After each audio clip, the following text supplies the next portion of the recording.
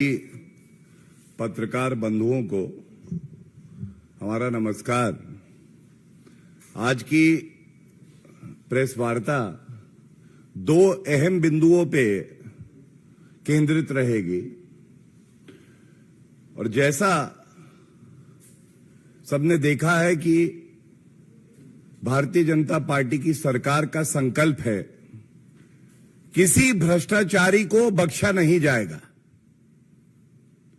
जो भ्रष्टाचारी हैं उनका कार्य भ्रष्टाचार करना है और एक ईमानदार सरकार की जिम्मेदारी है कि इन भ्रष्टाचारियों को पकड़ें। जो जनता का रुपया इन्होंने अंदर किया है, अपनी तिजोरी में लूट खसोट मचाई है, उसको वसूले और वो जनता के हित में लगे। और इसके साथ ये सारे भ्रष्टाचारी जेल की सलाखों के पीछे सजा पाए, ये हमें सुनिश्चित करना है। और कल दो बड़े प्रमुख फैसले सुनाए गए। एक माननीय सर्वोच्च न्यायालय का था और एक दिल्ली उच्च न्यायालय का था। पहले बात कर लेते हैं जो सर्वोच्च न्यायालय ने टिप्पणी करी, और दो आदेश सर्वोच्च न्यायालय के मैं आपके समक्ष रखूंगा। और खासकर अरविंद केजरीवाल कट्टर बेईमान जो हैं, उनसे उम्मीद करूंगा कि भारत की जनता और दिल्ली की जनता जो सवाल उठा रही है, आपसे पूछ रही है, उसका उत्तर आप देने की हिम्मत जुटा पाएंगे। ये कहना गलत नहीं होगा, अरविंद केजरीवाल की चुनरी में दाग लगते ही जा रहे हैं। दो दाग कल भी लगे हैं और अरविंद केजरीवाल जी कह रहे हैं, लागा चुनरी में दाग, छुपाऊं कैसे, जनता के बीच में मैं जाऊं कैसे।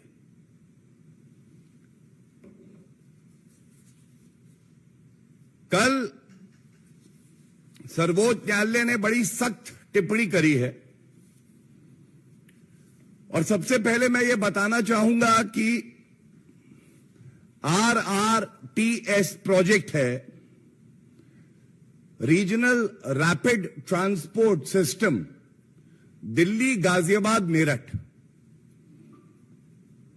और ये अपने हाथ में 6 मार्च 2019 का सर्वोच्च न्यायालय का आदेश, 21 अप्रैल 2023 सर्वोच्च न्यायालय का आदेश, और जो कल आदेश पारित हुआ है वो आपके समक्ष रखता हूं। और ये दिखाएगा कि अरविंद केजरीवाल कितने बड़े घोटालेबाज हैं। अपनी वैगनआर तो बड़ी हो गई, लग्जरी गाड़ी में घूमेंगे, चार्टर में घूमेंगे। मैं बड़ा बंगला नहीं लूंगा, शीश महल बन गया, करोड़ों का घोटाला वहां किया। तुष्टीकरण करने के लिए, भत्ता देने के लिए रुपया है, लेकिन जनता की सहूलियत, जनता का हित हो जाए, वो इनको अच्छा नहीं लगता है। अरविंद केजरीवाल करेंगे भ्रष्टाचार, जनता रहेगी लाचार। यही इनकी प्रेरणा है। ये आंकड़े बड़े ही महत्वपूर्ण हैं और ये सारे के सारे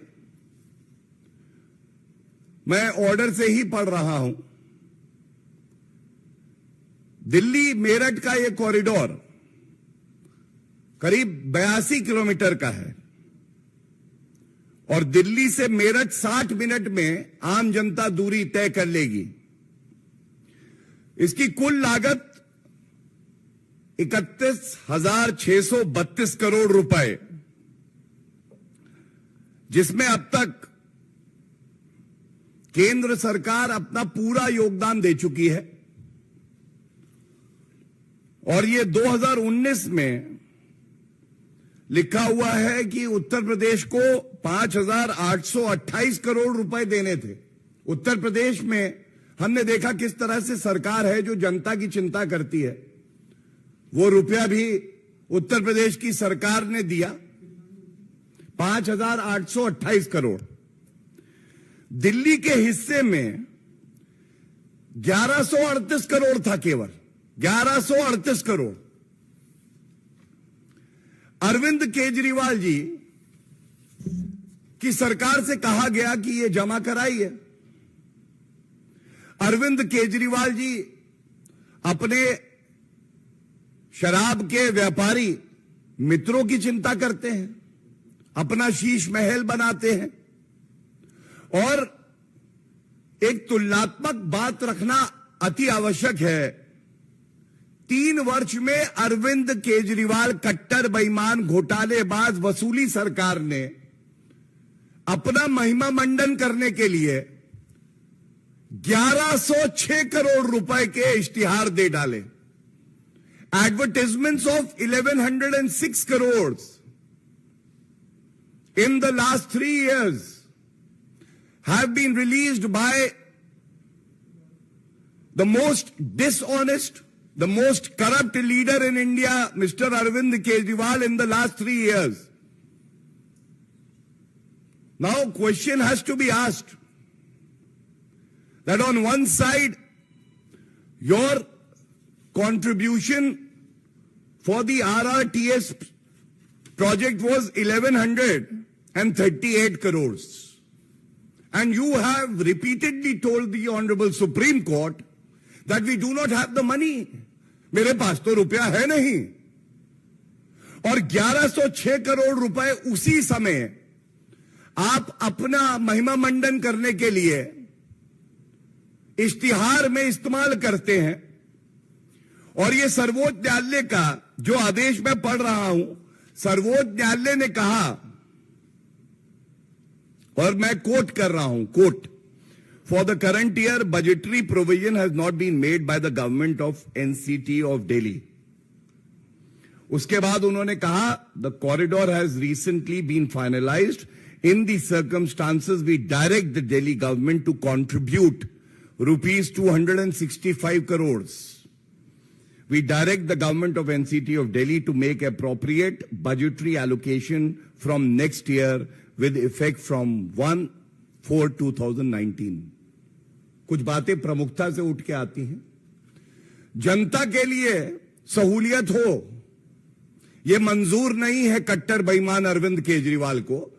सर्वोच्च न्यायालय के निर्देश पर पहले 265 करोड़ और फिर 21 अप्रैल 2023 को 500 करोड़ रुपए दिए।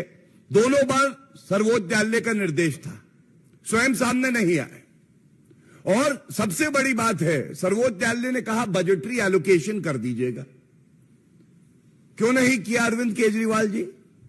अच्छा, वो जो आपके शराब घोटाले वाले मित्र थे, जो आपसे पूछ के शराब नीति बना रहे थे, उनके साथ आप व्यस्त थे। जनता की सुध लेने की आपको फुर्सत कहां थी? और इसके बाद इसी तरह से 21 अप्रैल 2023 को उन्होंने कहा we call upon the state government to make the requisite budgetary provision if not already made, और 500 करोड़ रुपए तुरंत रिलीज किए जाएं, ये अप्रैल 2023 में। अब जो कल हुआ ये चिंताजनक है, आपत्तिजनक है। और अरविंद केजरीवाल जी कट्टर बेईमान तो हैं ही, वो साथ साथ जनता का हित भी अपने ही देख सकते हैं, अपनी जिम्मेदारी का निर्वहन भी वो नहीं कर सकते हैं। स्पष्ट सर्वोच्च न्यायालय ने जो टिप्पणी करी, अभी आदेश आया नहीं था लेकिन ये टिप्पणियां थी जो रिपोर्ट हुई, उसमें कहा गया कि अरविंद केजरीवाल की सरकार अपने हिस्से का जो पैसा जमा कराना है वो नहीं करा रही, जिससे आरआरटीएस प्रोजेक्ट जो कि जनता के हित में है उसमें लागू करने में देरी हो रही है। सर्वोच्च न्यायालय ने सख्त टिप्पणी करके कहा इश्तिहार के लिए तुम्हारे पास रुपया है, आरआरटीएस प्रोजेक्ट जो जनता के हित में है, इसको लागू करने के लिए रुपया नहीं है। 3 साल का पूरा विश्लेषण, पूरा खाका, कितना रुपया इश्तिहार में इस घोटालेबाज अरविंद केजरीवाल सरकार ने किया है। सर्वोच्च न्यायालय ने कहा है कि उसका ब्यौरा हलफनामे के साथ शपथ लेकर सर्वोच्च न्यायालय के समक्ष रखें। और इसीलिए आज ये प्रश्न उठाया जाएगा, ये लोग भ्रष्टाचार करते हैं, भ्रष्टाचार करने के बाद पकड़े जाते हैं तो कहते हैं राजनीतिक द्वेष का मामला है, और जो जनता के हित के काम होते हैं उसमें जो इनका कर्तव्य है उसका पालन नहीं करते हैं। मैं ये भी आपके समक्ष रखना चाहूंगा, कल दिल्ली उच्च न्यायालय ने मनीष सिसोदिया, पूर्व उप मुख्यमंत्री जिनको कट्टर ईमानदार बता रहे थे अरविंद केजरीवाल, उनकी ईडी के मामले में जो बेल की पिटीशन थी उसको भी निरस्त कर दिया और बताया ये जा रहा है कि अरविंद केजरीवाल जो कि किंगपिन हैं शराब घोटाले के, वो बड़े ही डरे हुए हैं। वो चिंता कर रहे हैं कहीं ऐसा तो नहीं होगा कि मनीष सिसोदिया को तो मैंने इशारे पे चला के घोटाला कर दिया, अब मैं भी अंदर जाऊंगा। और हम तो बार बार कहते हैं, जैसे जैसे जुड़ रही है कड़ी, वैसे वैसे अरविंद केजरीवाल के पास आ रही है हथकड़ी। और मैं आपको बता दूं, ये चौथा ऐसा मौका है, करारा थप्पड़ पड़ा है अरविंद केजरीवाल को, और जो भ्रष्टाचार वो अपनी नाक के नीचे करवाते हैं उन्हीं के इशारे पे होता है। मुझे याद आता है कि सीबीआई कोर्ट ने पहले बेल रिजेक्ट करी मनीष सिसोदिया की, उसके बाद ईडी कोर्ट ने भी बेल रिजेक्ट करी थी दोनों मामलों में। फिर दिल्ली हाई कोर्ट ने जो सीबीआई का मामला है उसमें बेल रिजेक्ट करी, और कल दिल्ली उच्च न्यायालय ने जो ईडी वाला मामला है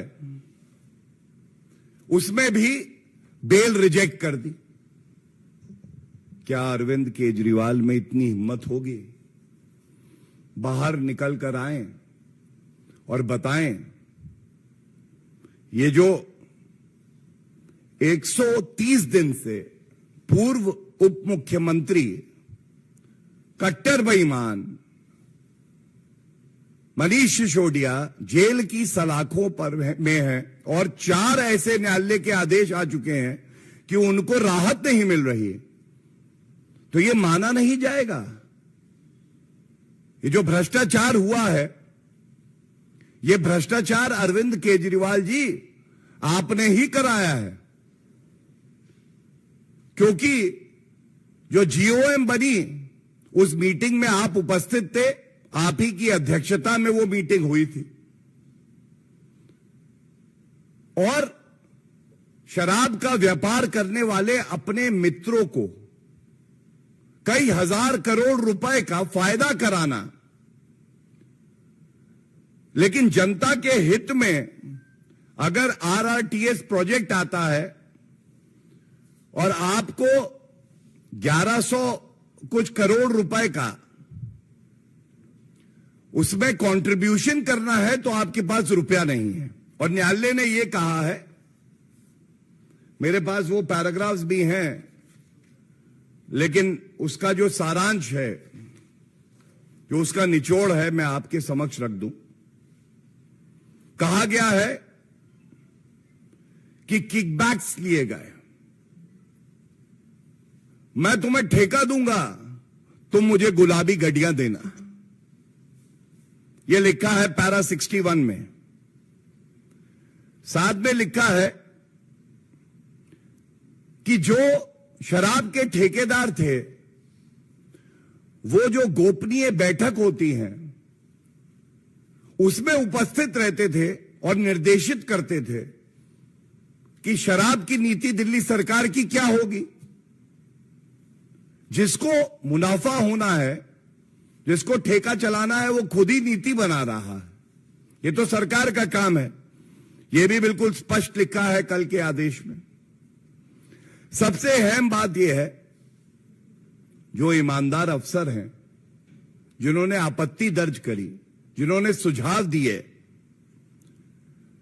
एक्साइज डिपार्टमेंट के, और ये नोटिंग जब गई कैबिनेट के समक्ष तो वो फाइलें लौट के ही नहीं आई हैं। मतलब जो दस्तावेज हैं जो ये साबित करते हैं कि अरविंद केजरीवाल और पूर्व उप मुख्यमंत्री मनीष सिसोदिया और तमाम और मंत्री कट्टर बेईमान है और इन्होंने शराब घोटाला किया, वो साक्ष्य, वो प्रमाण, वो फाइलें गायब कर दी जाती हैं। I can coat this observation by the Honorable Delhi High Court. The High Court has said,